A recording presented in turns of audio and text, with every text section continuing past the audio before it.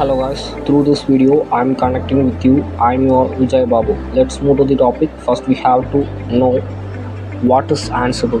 Ansible is an open source IT automation tool used to automate tasks such as configuration management, software deployment, and infrastructure orchestration. Let's break it down clearly.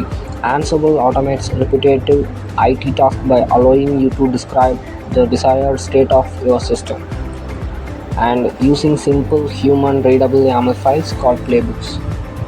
It is used for configuration management, automatically configure servers, networks and application to desired state. Application deployment.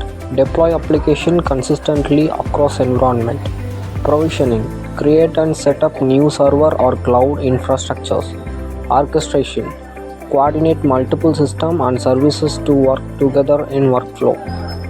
Security automation. Apply and enforce security policies, patches and user access. Why Ansible is popular means it have agentless simple YAML syntaxes. What are Ansible roles? Ansible roles are a way to organize and reuse automation code in a clean, structured, and modular format. They help you break down complex Ansible playbooks into smaller, manageable, reusable components. An Ansible role is essentially a collection of task variables and templates, files, handlers organized in a predefined directory structure. Roles make it easier to reuse code across different playbooks or projects, keep playbooks clean and readable, share the role with others. Example Ansible Galaxy. The Ansible roles they promote scalability also. Why we want to use these roles? Main reason to use Ansible roles: modularity and reusability. Roles let you write code once and reuse it across many playbooks projects. Organization and readability. Roles give your project a clear directory structure, making large playbooks easier to read and maintain. Separation of concerns. This makes it easy to teams to work independently. One person manages web role, another handles the database role. Easier maintenance. Update the MySQL role to install a new version, like that. How to create a role? Create the role structure. You can create the role manually or use the Ansible commands. This automatically creates the predefined folder structure that Ansible understands. Understand the role directory structure.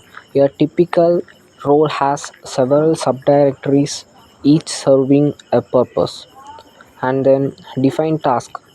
The main YAML file inside the task directory contains the steps that the role performs. Each task is written in a YAML and specifies an action like installing a package and editing a file or starting a service. Add other components. Use handlers to restart services when a configuration changes. Use templates and use variables and defaults for variable management. Use files for static resources, like that. What are roles in playbook? An Ansible role are used inside playbooks to simplify and organize automation tasks. Instead of writing all tasks directly in the playbook, you can call roles, each containing its own task and variables, templates, and handlers. Roles make your playbook modular, readable, and reusable. How roles work in a playbook? When you include a role in playbook, Ansible automatically looks for it inside the roles and directory and executes all the tasks defined in the role. And then Ansible will execute them in order. Next one is interesting. Best practices. Use roles for modularity. Break large playbooks into multiple small focused roles. Follow the standard role directory structure. Always keep the default folder that creates. This makes use code predictable and easier for others to understand. Use meaningful names. Names role clearly to describe their purpose. Use variable properly. Put default values in. Put static or internal variables. Allow user to override default when needed. Thanks for watching.